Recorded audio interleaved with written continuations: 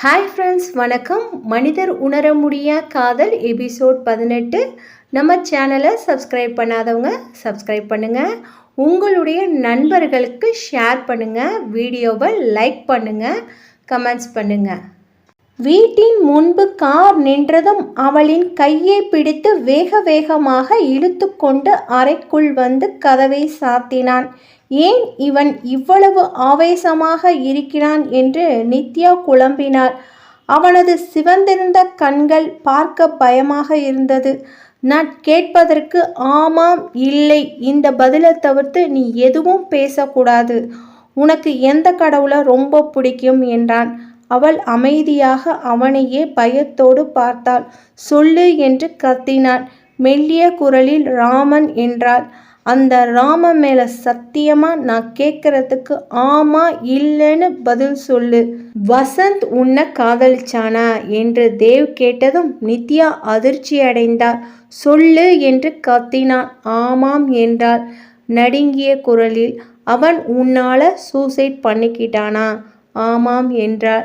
இளவரசு உன் அத்தை பையனா? ஆமாம் என்றாள். அவனுக்கும் உனக்கும் கல்யாண ஏற்பாடு நடந்துச்சா? ஆமாம் என்றாள். ஏய் என்று கத்திக்கொண்டு சுவற்றில் தனது கையை அடித்து கொண்டு அங்கும் இங்கும் நடந்தான். பயத்தில் நித்யா துடித்தாள். ஏன் இப்படி கத்துகிறான் என்று. சலீம் உன்னை லவ் பண்ணானா என்றான். ஆமாம் என்றாள். நீ என்று அவளின் அருகில் கோபமாக வந்து பார்த்தான். ஆமாம் என்றாள். நீங்கள் 2 பேரும் கல்யாணம் பண்ணிக்கிட்டீங்களா? ஆமாம் என்றாள். அவள் ஆமாம் என்று கூறிய நிமிடம்தான் ஏ என்று அவளது கழுத்தில் கையை வைத்து மிக அழுத்தமாக அழுத்தினான். அவள் அவனது கையை எடுக்க முயற்சி செய்தாள். மூச்சு முட்டியது. கடைசி கேள்வி, ராகுல் உன்னோட உன் ஊரில் வந்து 2 மாதம் தங்கியிருந்தானா என்று கேட்டதும் ஆமாம் என்றாள். அவள் தலையாட்டியதும் சீ, உன்னை தொடக்கூட அருவருப்பா இருக்கு. நீ இவ்வளவு கேவலமான பொண்ணா? இவ்வளோ கேடு கெட்டவளா இருந்துக்கிட்டு என்னமோ அன்னைக்கு நான் இடித்ததுக்கு பத்தினி மாதிரி பத்திக்கிட்டு வந்தியேடி. இவ்வளோ கேவலமாக எல்லோருடையும் குடும்பம் நடத்திக்கிட்டு உத்தமை மாதிரி வேஷம் போடுறியா? இவ்வளோ கேடு கெட்டவா கழுத்துலையா நான் தாலி கட்டினேன்? நீ ஒரு விபச்சாரின்னு தெரியாமல் போயிடுச்சே என்று அவன் தலையில் அடித்து கொள்ளும்போது நித்யா ஆத்திரத்தில் பொங்கி எழுந்தார். என்ன சொன்னீங்க என்று தேவின் சட்டையை பிடித்தார். ஏய், என்னடி கேடு கட்டவளை, ஏன் சட்டையை பிடிக்கிற அளவுக்கு உனக்கு அவ்வளவு தைரியமா? உனக்கு என்னடி தகுதி இருக்கு என்று தேவ் கூறியதும் நித்யாவின் கண்கள் பெரிதானது. எனக்கு எல்லா தகுதியும் இருக்கு. யாரை பார்த்து கேடு கெட்டவ விபச்சாரின்னு சொல்ற? நான் சலீமை காதலிச்சேன், கல்யாணம் பண்ணிக்கிட்டேன். அதை தவிர்த்து நான் எந்த தப்பும் செய்யலை. என்ன பார்த்தா கேடு கெட்டவன்னு சொல்கிறேன்? ஏய், இப்போதாண்டி உன் ராம மேலே சத்தியம் பண்ணி நான் கேட்ட கேள்விக்கெல்லாம் ஆமாம் ஆமான்னு பதில் சொன்னேன். இப்போ நடிக்கிறியா? உன் நடிப்பையெல்லாம் என்கிட்ட பழிக்காது. ஒழுங்கு மரியாதையாக தாலியை கழட்டி கொடுத்துட்டு வெளியில் போ. இப்படிப்பட்டவ என் மனைவின்னு தெரிஞ்சா எனக்கு தான் கேவலம், அசிங்கம். நீ அசிங்கமானவ. உன்னை பார்க்கவே கேவலமாக இருக்கு, அருவருப்பாக இருக்கு. போடி என்று அவளை பிடித்து தள்ளினான். போக மாட்டேன். எந்த வாய் என்னை விபச்சாரின்னு சொன்னிச்சோ அதே வாயால் நான் உத்தமின்னு சொல்ல வைப்பேன். என்னை உன் மனைவி இல்லை கேவலமானவன்னு சொன்னல, அதே வாயால் என் மனைவி பத்தினின்னு சொல்ல வைப்பேன். என்னை அவமானப்படுத்தி என் மேலே வீணா பழி சுமத்தி என்னை வெளியில் அனுப்புவ. நானும் அமைதியாக போவேன்னு நினச்சியா என்று கத்தினார். நீ எவ்வளவோ என்னை அடித்து அவமானப்படுத்தின, தாங்கிக்கிட்டேன். ஆனால் அதுக்கான பதிலை நான் கொடுக்காம போக மாட்டேன். ராகுல் அப்பா சொன்னது தான் சரி. நான் விரும்பி ஏற்றுக்கிட்ட வாழ்க்கை என்னை விட்டு போயிடுச்சு. இது நான் விரும்பாமல் நீங்கள் கட்டின தாலி. இதை என் உயிர் போகிற வரைக்கும் நான் இழக்க மாட்டேன். இப்போ சொல்கிறேன், நல்லா கேட்டுக்கோங்க. எல்லார் முன்னாடி தாலி கட்டி என்னை தொட்டுட்டீங்க. இனிமே நீங்களே நினச்சாலும் என்னை விட்டு போக முடியாது. நான் தான் உங்கள் மனைவி, நீங்கள் தான் என் கணவன். என் மனைவி உத்தமி.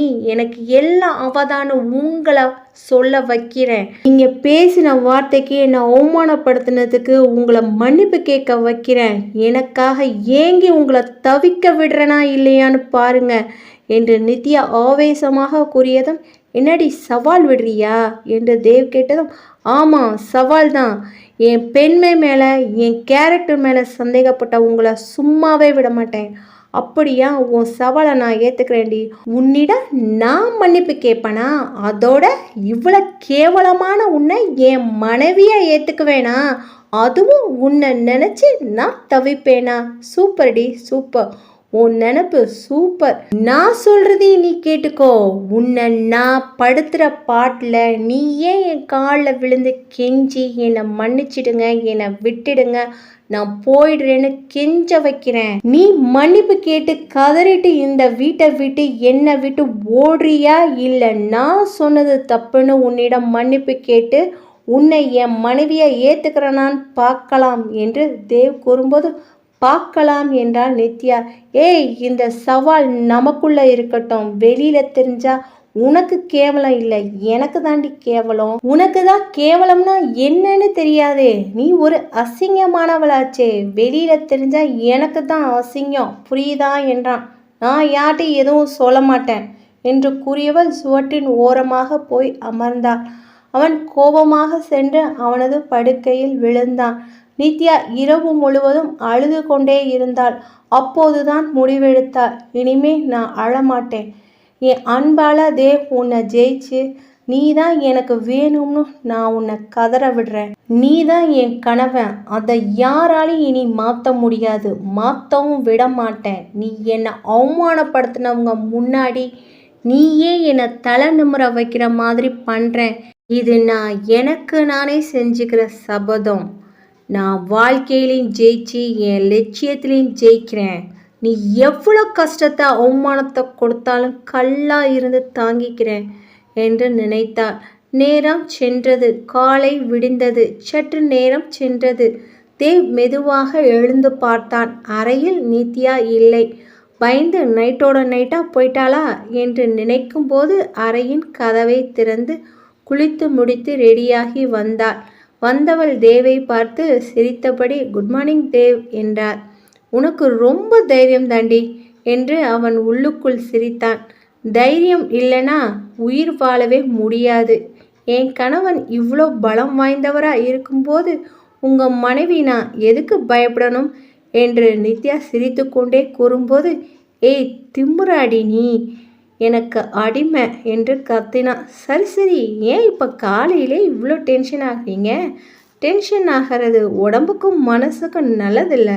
என் கணவன் நல்லா இருந்தால் தானே நானும் நல்லா இருக்க முடியும் என்று கூறிவிட்டு அவனது படுக்கையை சரி செய்தான். அவன் வேகமாக எழுந்து குளியலறைக்குள் சென்றான்.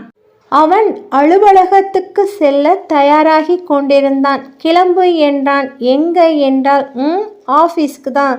நீ 24 மணி நேரமும் என் கண்ணு முன்னாடி என் கூட தான் இருக்கணும். அப்போ தானே நான் சவாலில் ஜெயிக்க முடியும். தண்ணி குடிக்கிறதா இருந்தால் கூட என்னை கேட்டு தான் குடிக்கணும். நீ எதை செய்கிறதா இருந்தாலும் என்னை கேட்டு தான் செய்யணும் என்றான். சரி, நானும் உங்களிடம் ஒன்று கேட்டுக்கிறேன். உங்கள் ஆஃபீஸில் நான் வேலை பார்க்க ரெடி. எனக்கு மாதம் மாதம் சம்பளம் வேணும். இந்த வீட்டில் தங்குறதுக்கும் சாப்பிட்றதுக்கும் நான் பணம் கொடுக்கணும். நான் ஓசியில் எங்கேயும் இருந்ததில்லை. ஓ அப்படியா? சரிடி, உன் மாத சம்பளம் 30,000. இந்த வீட்டில் நீ இருக்க சாப்பிட 25,000. 5,000 உன் செலவுக்கு, ஓகேவா? நித்யா அவனை அமைதியாக பார்த்தார். என்ன பார்க்குற? அடிமைக்கெல்லாம் இவ்வளோ சம்பளம் கொடுக்கறதே அதிகம் என்றான்.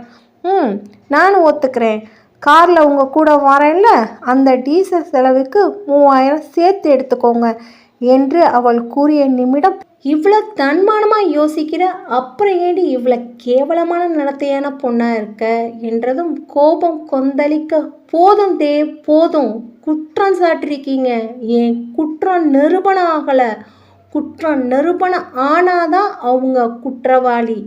நீங்கள் என்னை நடத்த கெட்டவன்னு சொன்னால் அது உண்மையாயிடுமா?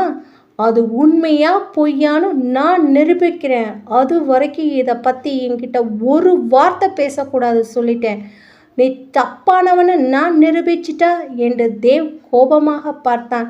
நீங்க சொல்றத நான் செய்கிறேன். அதே கோப பார்வையுடன் நான் நிரூபிச்சிட்டா நீங்க என்று தேவை பார்த்து நித்யா கூறியதும், நீ சொல்றத நான் கேட்குறேன், பேச்சை மாற்றி பேச மாட்டீங்கல்ல என்றாள் நித்யா. நான் கொடூரமானவனா இருக்கலாம், ஆனால் நான் ஒரு தடவை சொன்னது தான். நான் வாக்கு தவற மாட்டேன். இந்த விஷயத்தில் நீ என்னை நம்பலாம் என்று கூறினான். கதவு தட்டும் சத்தம் கேட்டது. நித்யா சென்று கதவை திறந்தார். சார், டிஃபன் சாப்பிட எல்லாரும் உங்களுக்காக வெயிட் பண்ணுறாங்க என்று வேலைக்கார ஆண் ஒருவர் கூறினார். இருவரும் டைனிங் டேபிள் அனைவரும் தேவிற்காக காத்திருந்தனர். தேவ் நாற்காலியில் அமர்ந்தான். நித்யா அருகில் நின்றிருந்தாள். அவ 2 கன்னத்தையும் பாருங்க, இந்த சைக்கோ பைய எப்படி அடிச்சிருக்கான்னு பார்க்கவே பாவமா இருக்கு. சின்ன பொண்ணா வேற இருக்கா என்று மேனகா அஜயிடம் புலம்பிக் கொண்டிருந்தாள். மேனகா, அவன் காதில் விழுக போகுதுடி. நமக்கு எதுக்கு? அவன் ஏதோ பண்ணிட்டு போகிறான். அவனை ஏதாவது கேட்டால் எல்லாத்தையும் போட்டு உடப்பான். காட்டு பைய மாதிரி கத்துவான். இது தேவையா? இவன் கோபத்தினால இவன் ஆஃபீஸ் கேவலமாக போயிட்டு இருக்கு. அப்பா என்னையும் தீபக்கையும் தான் நம்புறாரு. அதனால் இவனுக்கு சொத்துல ஷேர் கம்மியாக தான் கிடைக்கும். இவன் இப்படி இருக்கிறது தான் நமக்கு நல்லது என்றான் அஜய். கரெக்டாக தான் நான் சொன்னேன். ஏதோ அப்பா இவர் மேலே கொஞ்சம் அன்பாக இருக்கிறதுனால தான் இவனுக்கு சொத்துல ஷேர் கொடுக்குறாரு. இவன் குடிச்சிட்டு கூத்தடிச்சிக்கிட்டு கம்பெனியை நடத்தாமல் இருக்கான். லாஸில் போகுதுன்னு தெரியாமல் இருக்கான். இவன் இப்படியே இருக்கிறது தான் நமக்கு நல்லது என்று தீபக் கூறினான். தேவிற்கு சாப்பாடு பரிமாற வந்த பெண் நடுங்கி நின்றாள். ஏதாவது ஒரு சின்ன தவறு செய்தாலும் கிடைக்கப் போகும் தண்டனையை நினைத்து அவள் கை நடுங்கியது. கையில் உறை அணிந்திருக்க வேண்டும். உணவு பரிமாற அனைத்திற்கும் அதற்கான உபகரணங்கள் எல்லாம் சுத்தமாக இருக்க வேண்டும். அனைத்தையும் தேவும் நர்மதாவும் கவனித்துதான் சாப்பிடுவார்கள். அந்த பெண் பரிமாற வரும்போது, எனக்குன்னு இங்கே யாரும் எந்த வேலையும் பார்க்க வேண்டாம், எல்லாத்தையும் என் அடிமை இவளே பார்த்துக்குவா என்று தேவ் கூறியதும் அந்த பெண் நிம்மதி பெருமூச்சு விட்டுவிட்டு நித்யாவை பரிதாபமாக பார்த்தாள். நித்யா தேவை பார்த்து சிரித்தாள். அவன் அவளை மேலிருந்து கீழாக ஒரு பார்வை பார்த்துவிட்டு, போ, கையை கழுவிவிட்டு வா என்றான். நித்யா சென்று கையை நன்றாக கழுவிவிட்டு பரிமாறினாள். அவள் எது வேண்டும் வேண்டாம் என்பதை வார்த்தையால் கேட்காமல் அதை எடுத்து காட்டினாள். அவன் வேண்டுமென்றால் அமைதியாக இருந்தான், வேண்டாமென்றால் தலையாட்டினான். இதை அனைவரும் கவனித்தார்கள். அவன் சாப்பிட்டு முடித்தான். வேலைக்கார பெண்மணியை பார்த்து, நீங்க சாப்பிட்ற பிளேட் இருக்குல்ல, அதில் போய் ஒன்று எடுத்துட்டு வா என்றாள். நித்யா புரிந்து கொண்டாள். அதை தனக்காக தான் அவன் எடுத்து வர சொல்கிறான் என்று. அவள் எடுத்து வந்து சார் என்றாள். டிஃபனை எடுத்து வை என்று தேவ் கூறியதும் அந்த பெண் சில உணவு வகைகளை எடுத்து வைத்தார். இந்தா, கீழே உட்கார்ந்து சாப்பிடு என்றான். நித்யா சிரித்தபடியே அவனின் கையில் இருந்த தட்டை வாங்கி கீழே அமர்ந்தாள். அனைவரும் அவளை ஏளனமாக பார்த்து சிரித்தனர். தேவும் சிரித்தான். எதை பற்றியும் கவலைப்படாமல் நித்யா கையால் சாப்பிட்டாள். ஆஃபீஸில் சிஇஓவாலாம் இருந்திருக்க, ஸ்பூனில் சாப்பிடுங்கிற டீசன்சியெல்லாம் இல்லையா என்றாள் நர்மதா. நித்யா நர்மதாவை நிமிர்ந்து பார்த்து, கண் முதல்ல சாப்பாடை பார்க்கணும், அதை விளைவிச்சு கொடுத்த விவசாயிகளுக்கும் இறைவனுக்கும் நன்றி சொல்லிட்டு அதை கையால் தொடணும். அப்போ தான் மனசுக்கு போய் மூளைக்கு போய் சொல்லும், இந்த உணவு உடலுக்கு ரொம்ப முக்கியமானது. என் கையால் நான் சாப்பிட்டாதான் என் மனசும் நிறையும், என் வயிறும் நிறையும். எத்தனை வகை ஸ்பூன் இருந்தாலும், ஏன் தங்கத்திலேயே ஸ்பூன் இருந்தாலும் சாப்பிட கை வேணும். இந்த கை தான் நிரந்தரம். நிரந்தரம் இல்லாததை நான் விரும்ப மாட்டேன் என்று கூறிவிட்டு தேவை ஒரு பார்வை பார்த்தாள். அமர்நாத் சிரித்தார். தேவ் அவளையே பார்த்து கொண்டிருந்தான். அவள் சாப்பிட்டு முடித்ததும் ஷூவை போய் எடுத்துட்டு வா என்றான். நித்யா எடுத்து கொண்டு வந்ததும் உன் துப்பட்டாவால் ஷூவை தொட என்றான். அவள் கீழே அமர்ந்து துடைத்தாள். ஒன்று ஒன்றா சொல்லணுமா, சாக்ஸை மாட்டி விடு என்று கோபமாக கூறினான். அவள் ஒரு காலின் உறையை மாட்டி இழுக்கும்போது, ஏன் இவ்வளோ கஷ்டப்படுற என்று அவளின் நெஞ்சில் காலை வைத்தான். அனைவரும் பார்த்து அதிர்ச்சியடைந்தனர். நித்யா தேவை வேதனையுடன் பார்த்தாள். அவன் சிரித்து கொண்டிருந்தான். அவளின் கண்கள் கலங்கியது. சமாளித்து கொண்டு சிறிய புன்னகையுடன் மாட்டினாள்.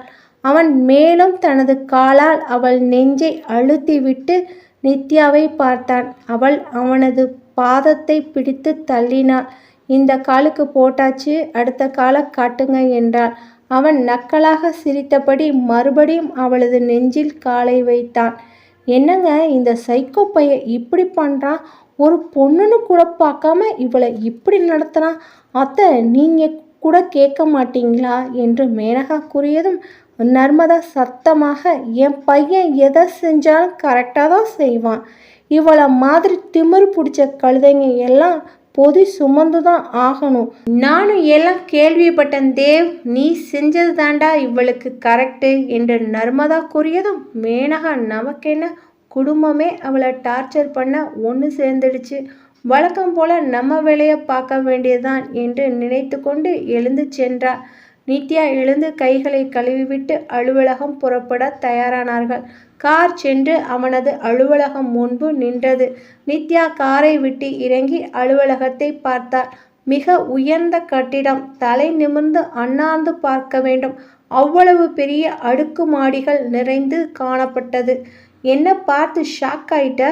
இது உன் ஆஃபீஸ் மாதிரி குடிசை இல்லை, இது தேவோட சாம்ராஜ்யம் என்று பெருமிதமாக கூறினார். நித்யா சிரித்து கொண்டே, இதில் ஆச்சரியப்பட என்ன இருக்கு, கல்லு மண்ணில் கட்டின சாதா கட்டிடம் தானே, சில பேர் மனசே இங்கே கல்லாக இருக்கிறத பார்த்தே நான் ஆச்சரியப்படலை, இதெல்லாம் எனக்கு சாதாரணம் என்று தேவை பார்த்தார்.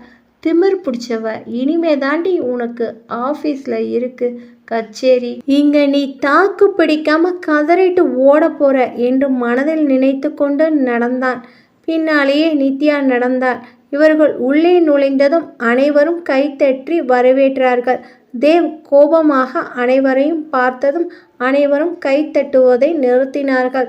எதுக்கு இப்போ எல்லாரும் கைத்தட்டுனீங்க என்று தேவ் கேட்டதும் அங்கு வேலை செய்யும் ஒருவன், சார் இப்போதான் ஃபர்ஸ்ட் டைம் மேடத்தை ஆஃபீஸுக்கு கூட்டிகிட்டு வரீங்க, அதோடு உங்கள் மேரேஜுக்கு விஷ் பண்ணதான் என்று அவன் கூறியதும் தேவ் அவனை கோபமாக பார்த்தான். எங்கே அவனை அடித்து விடுவானோ என்று வருண் ஓடி வந்தான். எல்லாம் கேள்விப்பட்டேன்டா, நான் 3 நாள் தான் ஊரில் இல்லை, அதுக்குள்ளே இவ்வளோ விஷயம் நடந்து போச்சு, சரி கோபப்படாமல் வா என்றான் வருண். இவன் இந்த ஆஃபீஸில் புதுசாக ஜாயின் பண்ண போகிற ஒரு ஸ்டாஃப் தான்.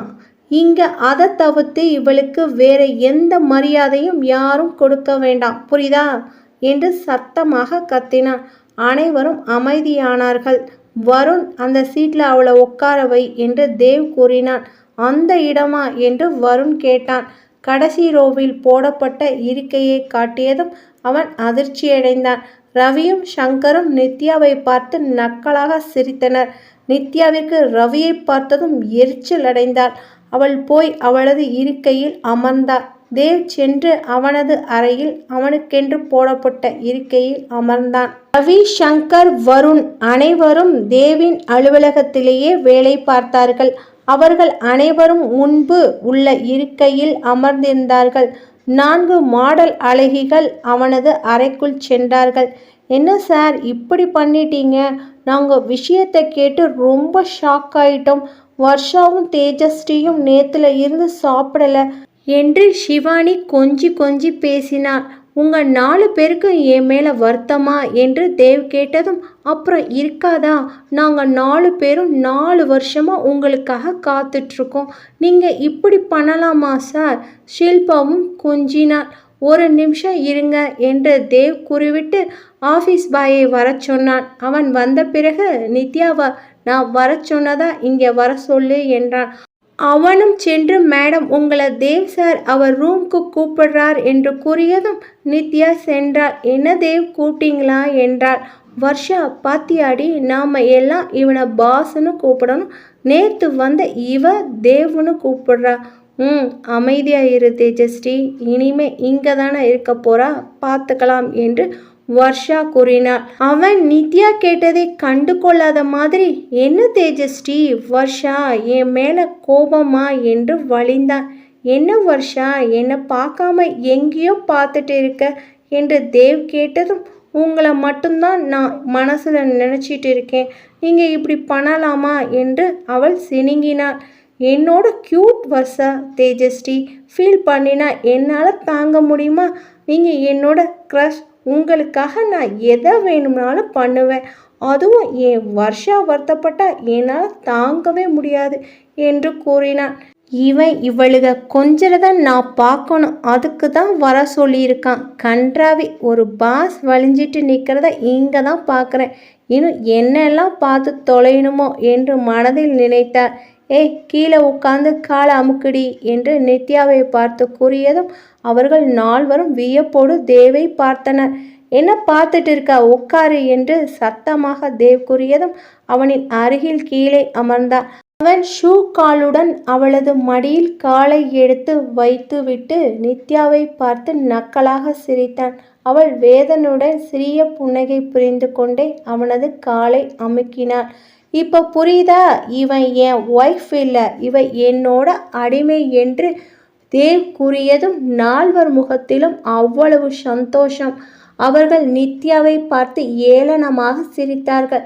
நான் மேரேஜ் பண்ணிக்கணும்னு முடிவு எடுத்தா உங்கள் 4 பேருக்கு தான் முதல் உரிமை கொடுப்பேன், அதுவும் என் வர்ஷாவுக்கு தான் ஃபர்ஸ்ட் என்று கூறிவிட்டு வர்ஷாவையே பார்த்தான். வர்ஷாவை தேவிற்கு மிகவும் பிடிக்கும். இந்த 4 பேர் ராஜ்யம்தான் அலுவலகத்தில். இந்த 4 பேருக்கும் ஒத்து உதுவார்கள் சங்கரும் ரவியும். சரி, நீங்கள் எல்லோரும் போய் உங்கள் வேலையை பாருங்க, வர்ஷா நீ மட்டும் உட்காரு என்றான்.